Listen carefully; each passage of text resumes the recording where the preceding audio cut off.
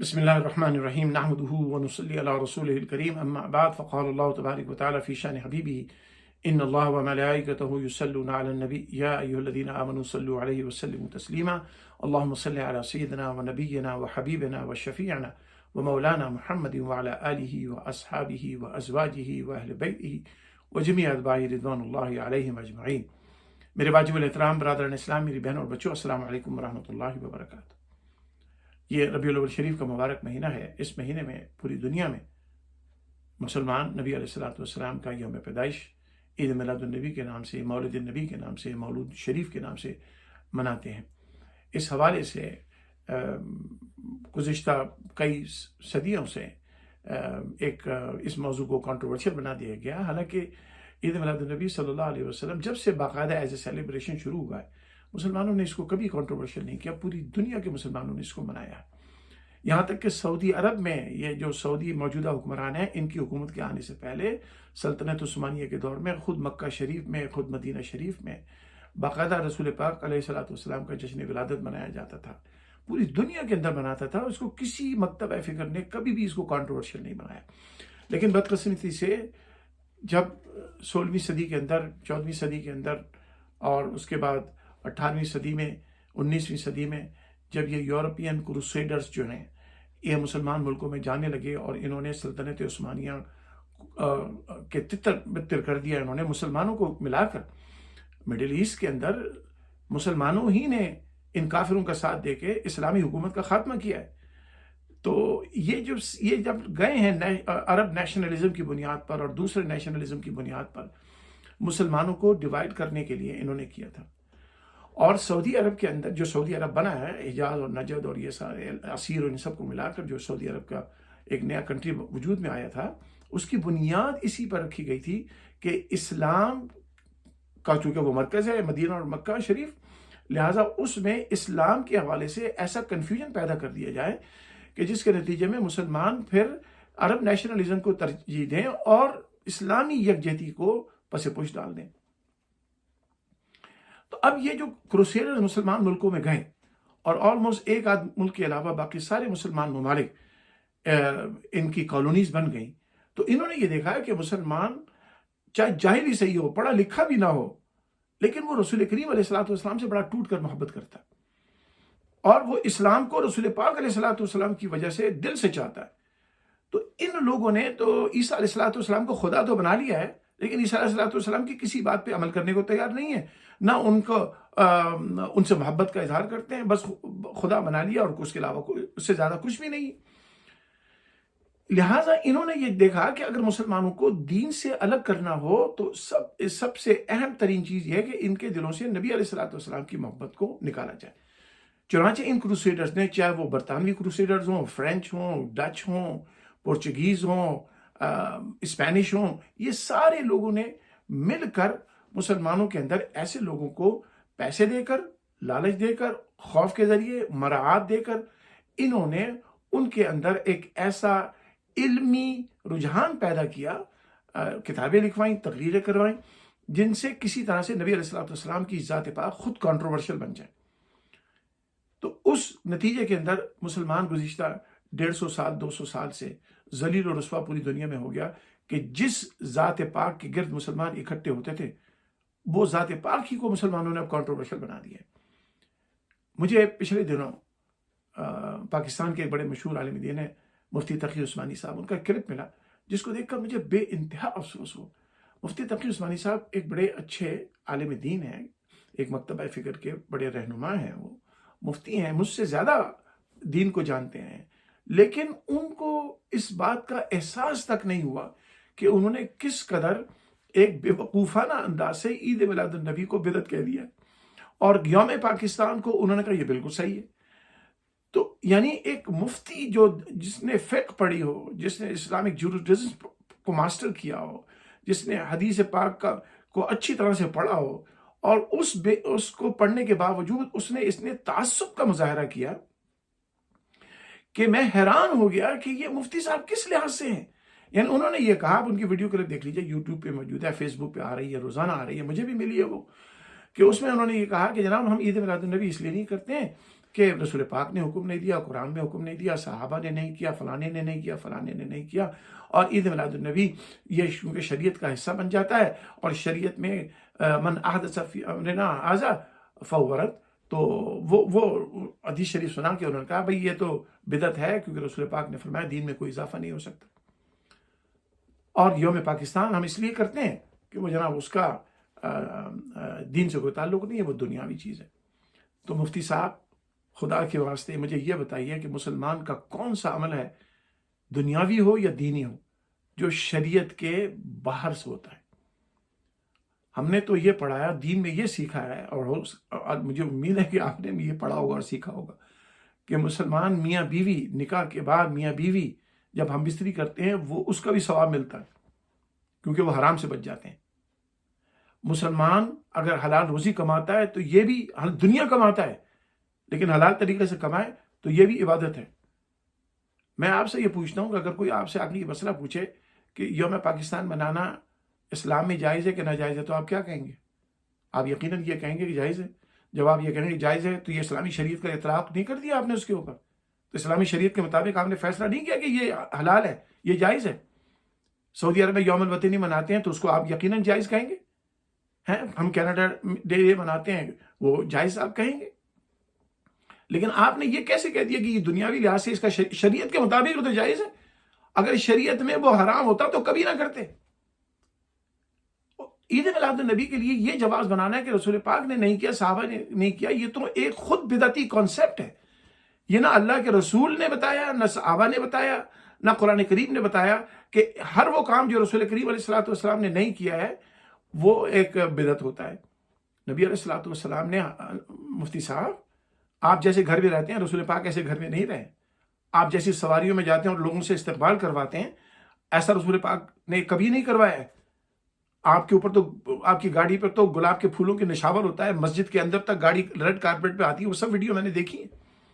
ایسا رسول پاک نے کرایا ہے، ایسی ٹوپی رسول پاک نے پہنی ہے، ایسے کپڑے رسول پاک نے پہنے، ایسے کھانے جیسے آپ کھاتے ہیں رسول پاک نے کھائے. یہاں آپ کو شریعت کا اطلاق کیوں نہیں نظر آتا؟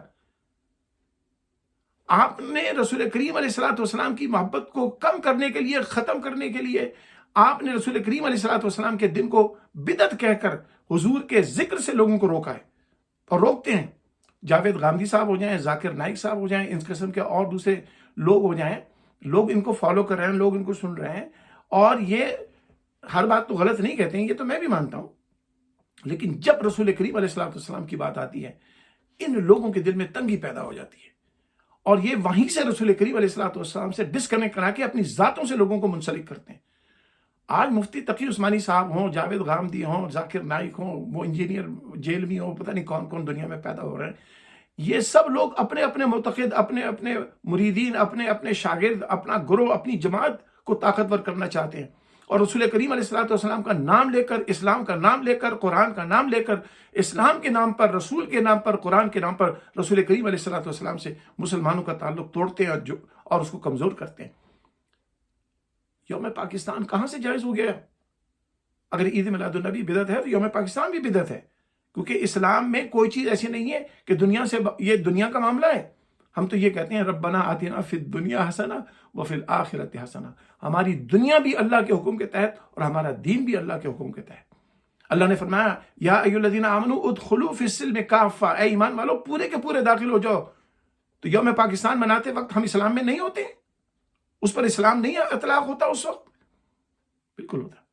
اور اگر آپ یہ کہیں کہ عید میلاد النبی رسول نے نہیں کیا، ہم یوم پاکستان مناتے ہیں کس لیے کہ یوم پاکستان دنیاوی معاملہ ہے، تو رسول کریم علیہ الصلوۃ والسلام نے مدینہ کی اسلامک اسٹیٹ کو اسٹیبلش کیا تھا.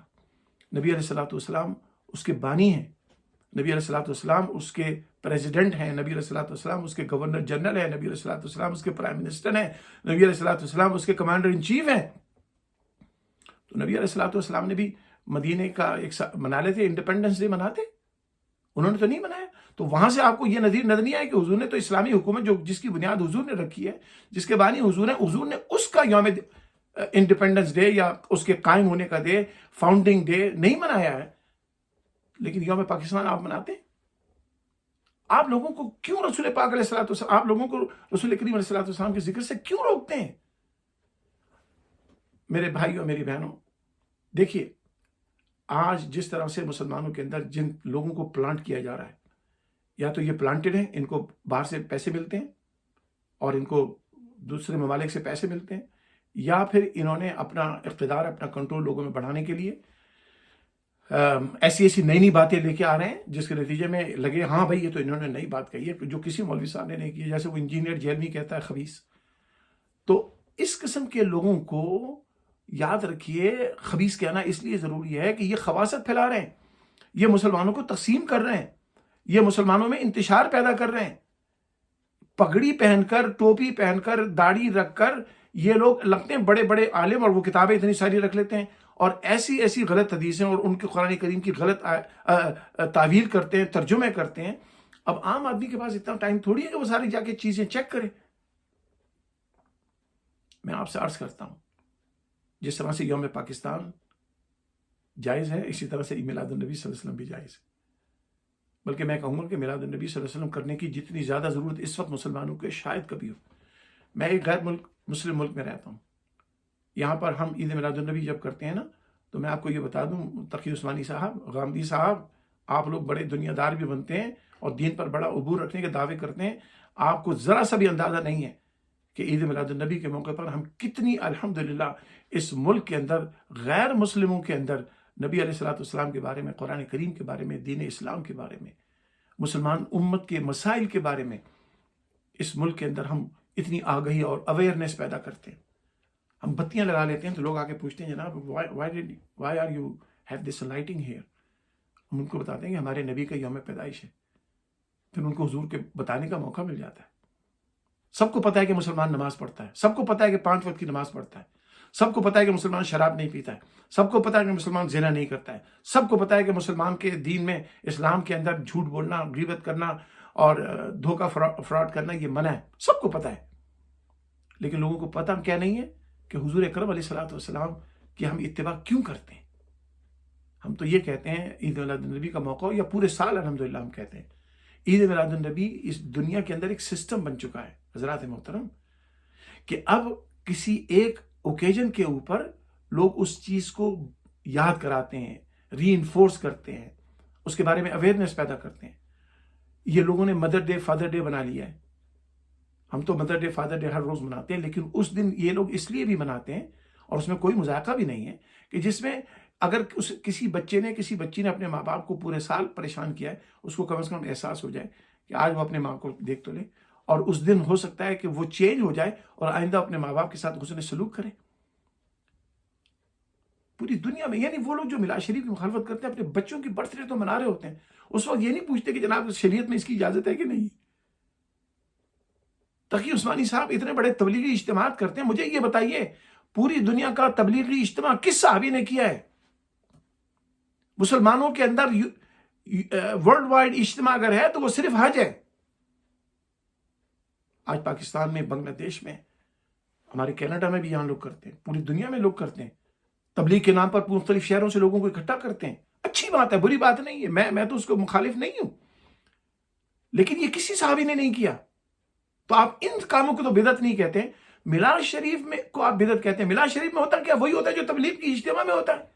رسول پاک علیہ الصلوۃ والسلام کی سیرت بیان ہوتی ہے، رسول کریم علیہ الصلوۃ والسلام کے اوصاف بیان ہوتے ہیں، حضور کریم علیہ الصلوۃ والسلام کو جو اللہ نے عزتیں اور مقامات عطا فرمائے وہ بیان ہوتے ہیں، تاکہ لوگ کنیکٹ ہو جائیں رسول پاک صلی اللہ علیہ وسلم سے۔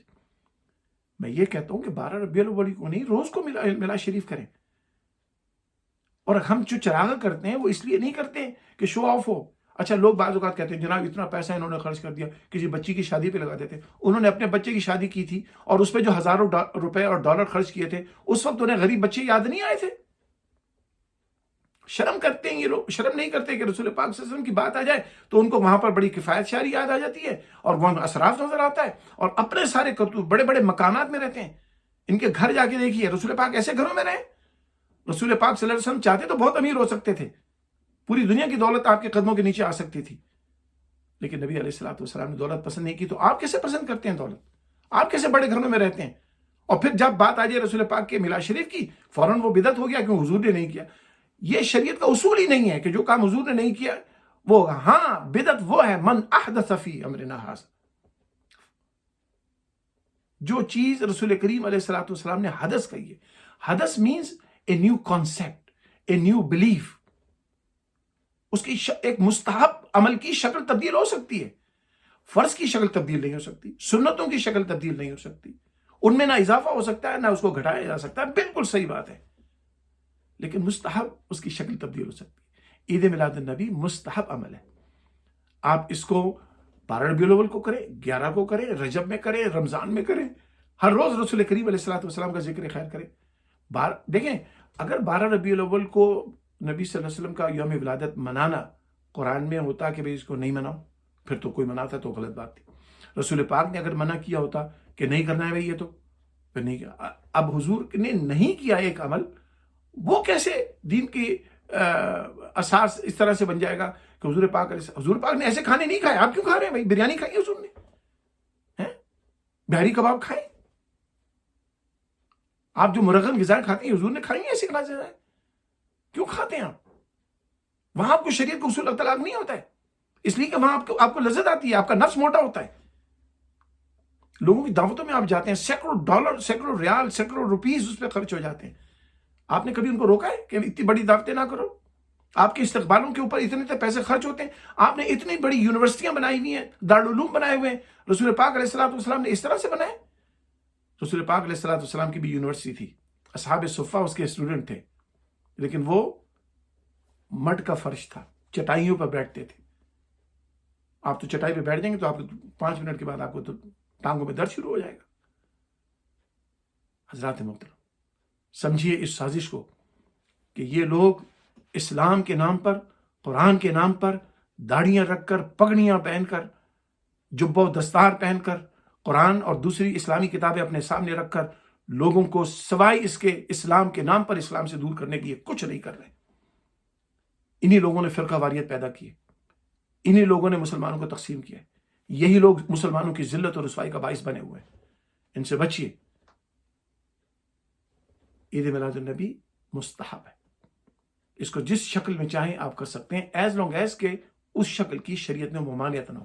مثلا پاکستان کے اندر یا دوسرے انڈیا کے اندر، دوسرے ممالک کے اندر لوگ جناب وہ نہ نماز ہے، نہ روزہ ہے، نہ حج ہے، نہ زکوٰۃ ہے، اور جناب وہ بغیر وضو کے جناب گھومے چلے جا رہے ہیں، نعرے لگا رہے ہیں۔ اس کو تو میں سب سے زیادہ مخالفت کرتا ہوں، ہم سب سے زیادہ اس کی مخالفت کرتے ہیں۔ جو شخص رسول پاک کا میلاد شریف کرے گا وہ مشرک نہیں ہو سکتا، کیونکہ اللہ کا میلاد نہیں ہوتا، رسول کا میلاد ہوتا ہے۔ یہ بہت بڑا فرق ہے۔ نبی علیہ الصلوۃ والسلام کا جو میلاد شریف کرتا ہے، جب حضور کہتا ہے میں جو حضور سے محبت ہے، تو حضور کی بات پہ عمل بھی کرتا ہے۔